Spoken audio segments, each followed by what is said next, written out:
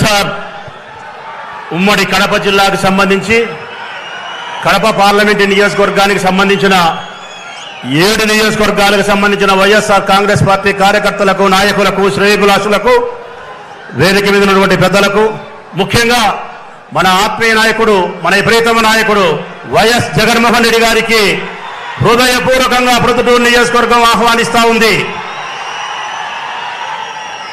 ఈ సందర్భంగా 2 విషయాలు ఆయనకు చెప్పుకోవాల్సిన బాధ్యత నాపై ఉంది. ఒకటి, 2 సార్లు నన్ను ఎమ్మెల్యేగా చేసి మరొక వారు నన్ను ఎమ్మెల్యే అభ్యర్థిగా ఖరారు చేసినందుకు హృదయపూర్వకంగా వారికి ధన్యవాదాలు తెలియజేస్తా ఉన్నా. రెండవది, ప్రొద్దుటూరు నియోజకవర్గానికి సంబంధించినటువంటి సంక్షేమాన్ని 1700 కోట్ల రూపాయలు నా నియోజకవర్గంలోని అక్క చెల్లెమ్మలకు ఇచ్చి పేదరిక జీవితాలలో సంతోషాన్ని నింపినందుకు, వారి సారథ్యంలో ప్రొద్దుటూరు నియోజకవర్గం అభివృద్ధికి కవల పిల్లలైనందుకు, దాదాపుగా 1300 కోట్ల రూపాయలతో అభివృద్ధి కార్యక్రమాలు ఆయన సారథ్యంలో నిర్వహించినందుకు, 24,000 మందికి ఇళ్ల పట్టాలిచ్చి నిరుపేదలైనటువంటి పేదల యొక్క సొంత ఇంటి కల నెరవేర్చినందుకు హృదయపూర్వకంగా వారికి ధన్యవాదాలను, కృతజ్ఞతలు తెలియజేస్తా ఉన్నా. ఈ సందర్భంగా మరొక మాట కూడా వారిని అడుగుతా ఉన్నా.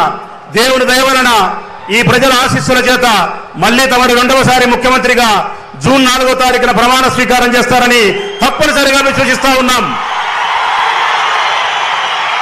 ఇందులో ఏమాత్రం అనుమానం లేదు. ఉమ్మడి కడప జిల్లాకు సంబంధించి 10 మంది ఎమ్మెల్యేలు అవుతారు.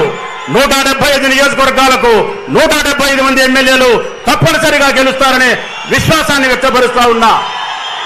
తమరు ముఖ్యమంత్రిగా ప్రమాణ స్వీకారం చేసిన తర్వాత మరొక్కసారి మీ చల్లని దీవెనలు ఈ ప్రొద్దుటూరు నియోజక ప్రజల పట్ల ఉండాలని, ఈ ఊరి ప్రజల యొక్క అవసరాలను మీరు గుర్తెరిగి మరింత అభివృద్ధి కార్యక్రమాలను ముందుకు తీసుకుపోవాలని తమరికి సవినయంగా విజ్ఞప్తి చేస్తూ, ఈ ప్రొద్దుటూరు నియోజకవర్గంలోనే తమరు ఈ సభను నిర్వహించినందుకు మనస్ఫూర్తిగా మీకు ధన్యవాదాలు తెలియజేస్తూ సెలవు.